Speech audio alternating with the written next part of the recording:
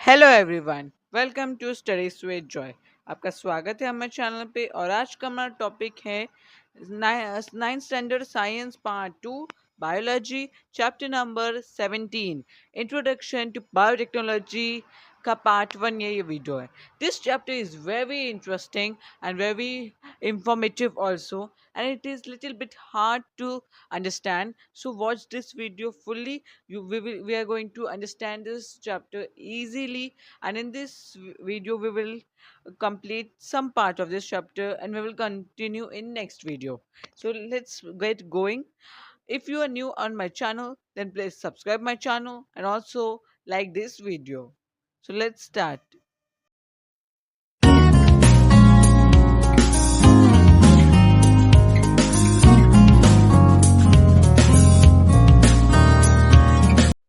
In the beginning of this chapter, I would like to ask you the question that what is a cell according to you? We are going to learn about living organisms in this chapter, so we should know that what is a cell. You have been told in your lower standards that we all are made up of cells, even plants are made up of cells. So, what is a cell? In scientific language, cell is a structural and functional unit of our body.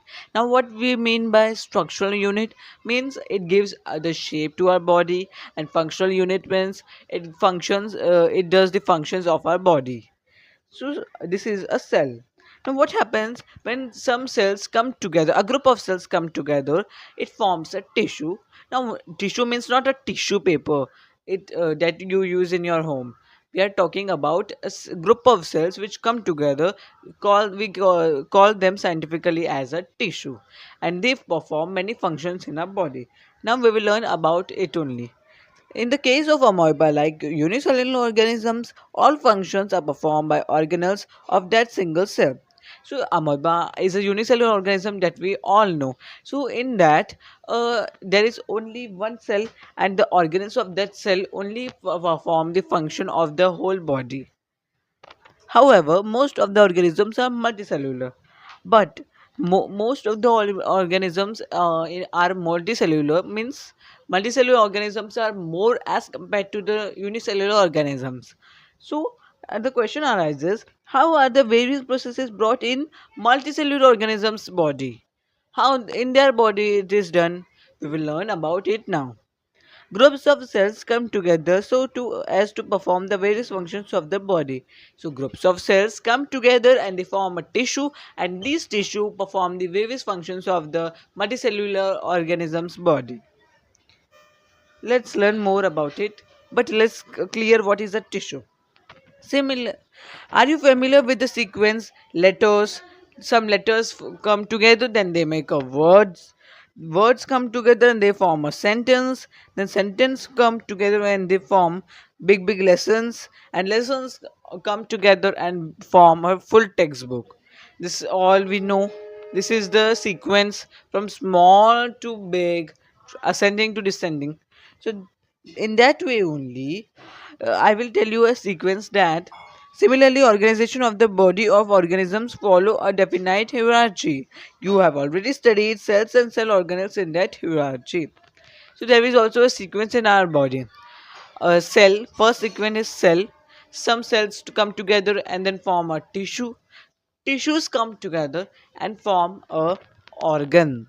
And organs come together form a organ system. And this is the sequence of humans.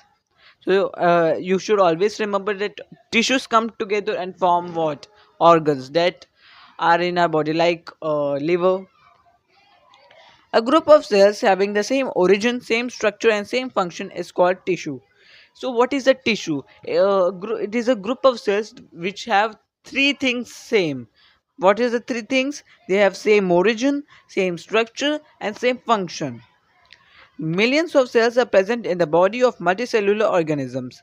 As I told that a full body is made up of cells. Now there are millions of cells in our body.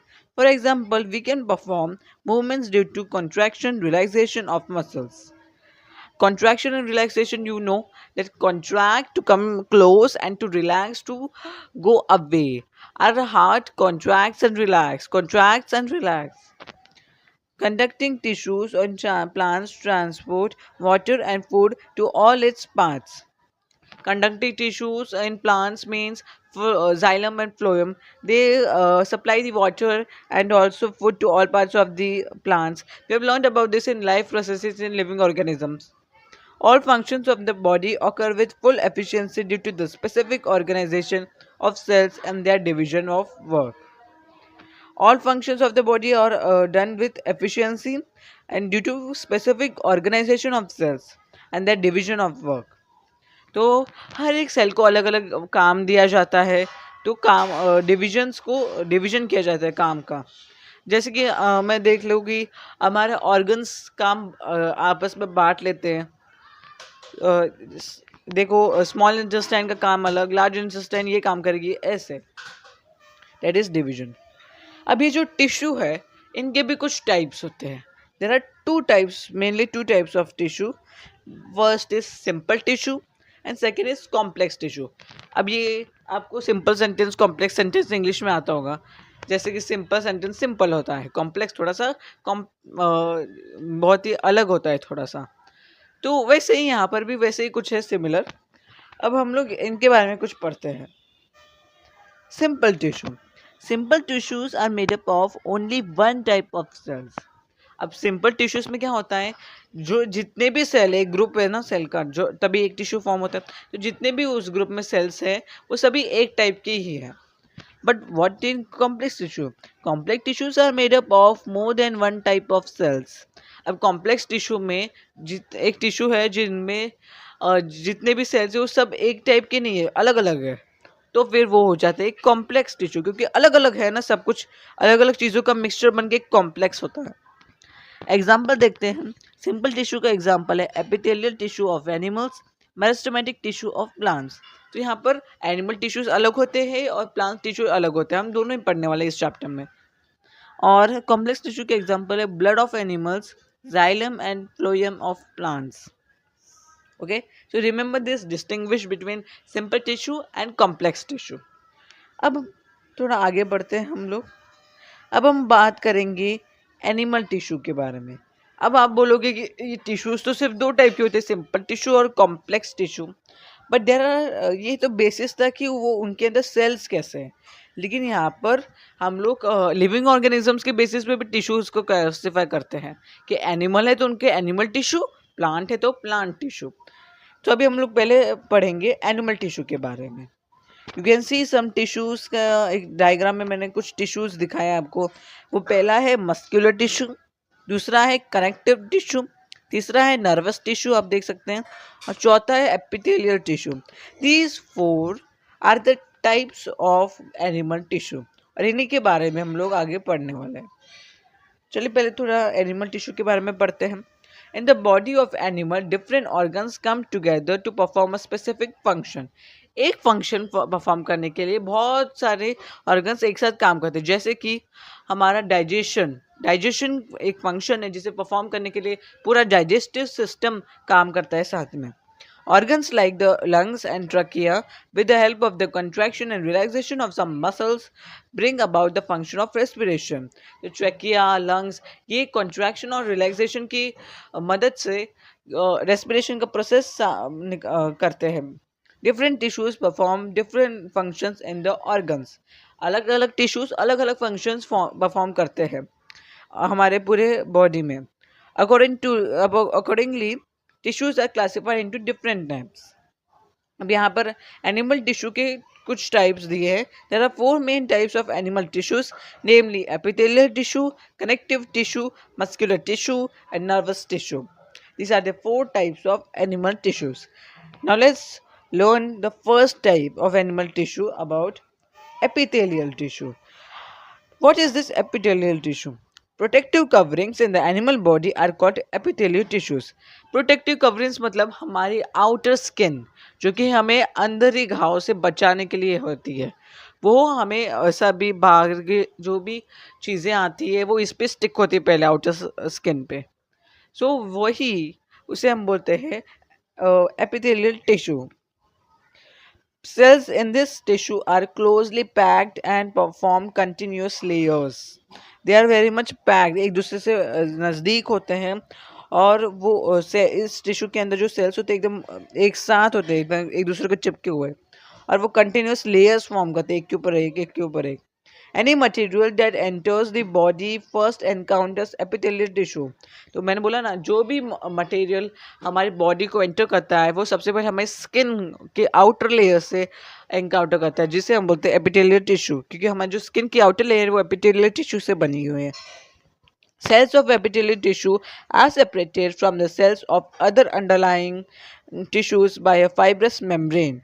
The skin, mucous layer of the mouth cavity, inner surface of blood vessels, walls of the alveoli, etc. are made up of epithelial tissues. So which parts of our body is made up of epithelial tissue?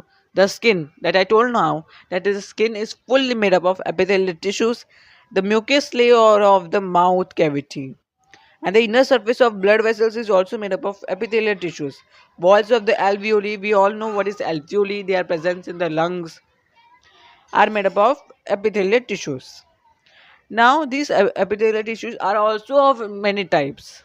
So, animal tissues are of four types. One is epithelial tissue, and there are more subtypes. Now, let's learn about the subtypes of epithelial tissues.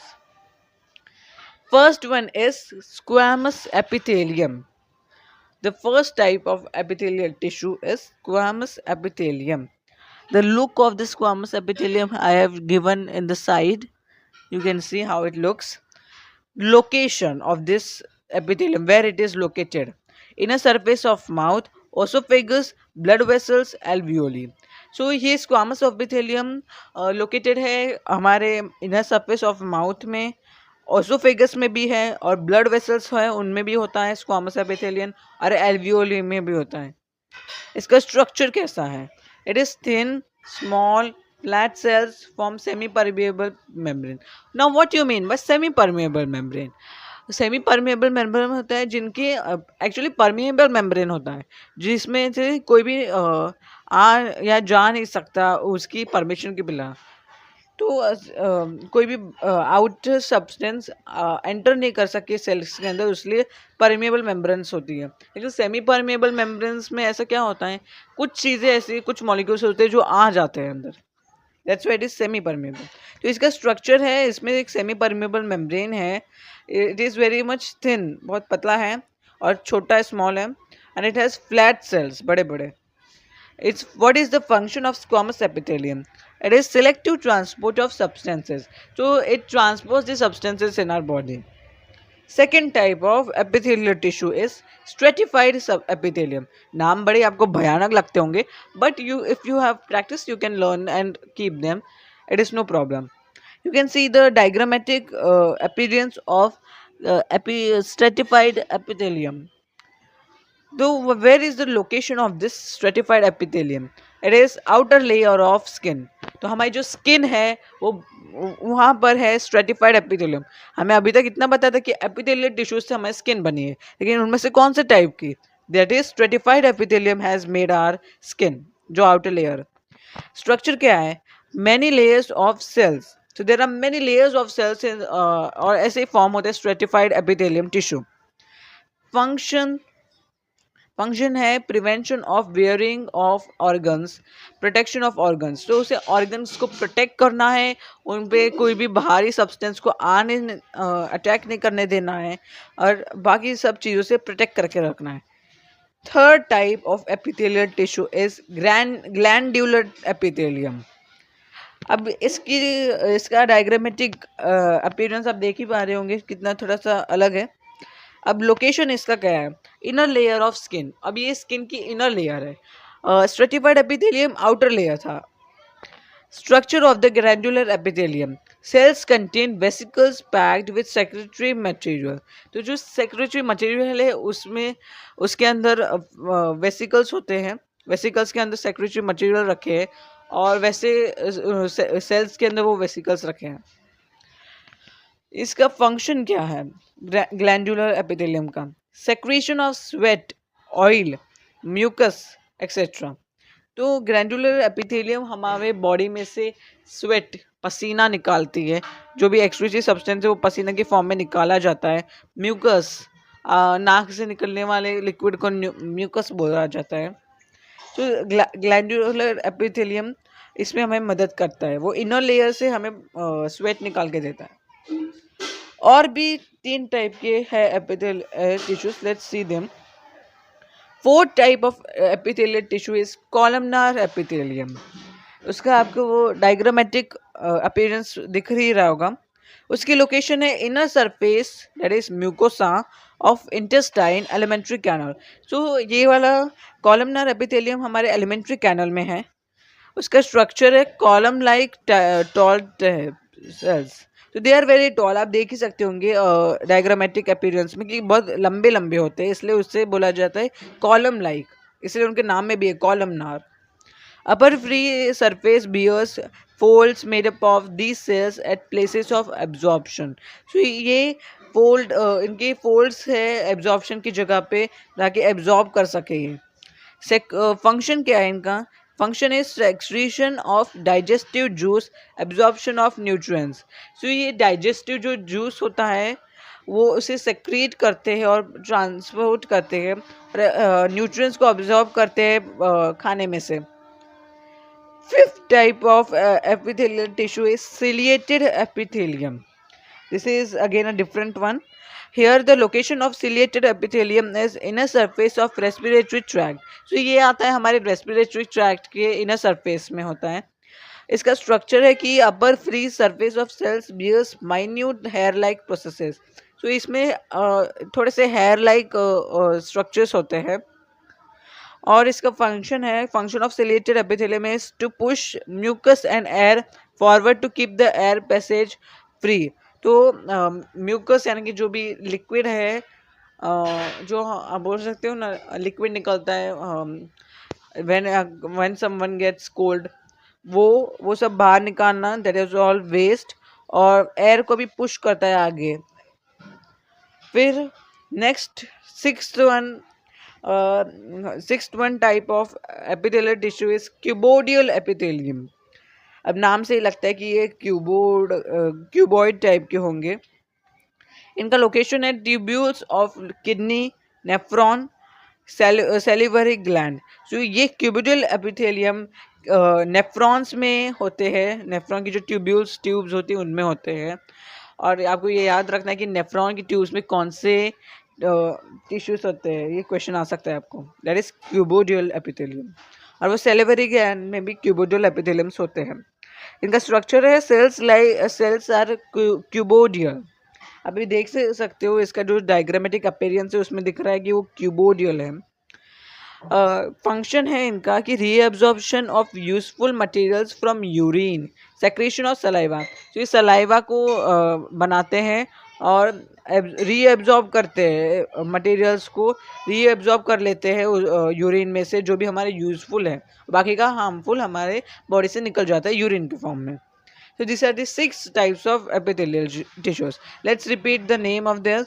First is squamous epithelium, second is stratified epithelium, third is glandular epithelium, fourth is columnar epithelium, and fifth is ciliated epithelium, and last one, sixth is cuboidal epithelium. So these were the types of epithelial tissues.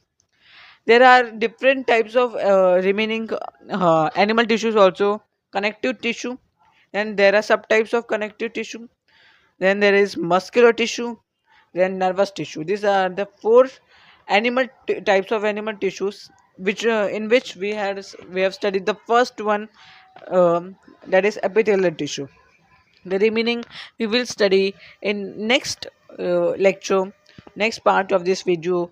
But I hope that you understand the what is tissue, what is a cell, and what is animal tissue, what are simple tissue and complex tissue. And we had also studied the first type of animal tissue, that is epithelial tissue. There are subtypes also we have studied, so please remember those, and we will continue this chapter in next video. Thanks for watching.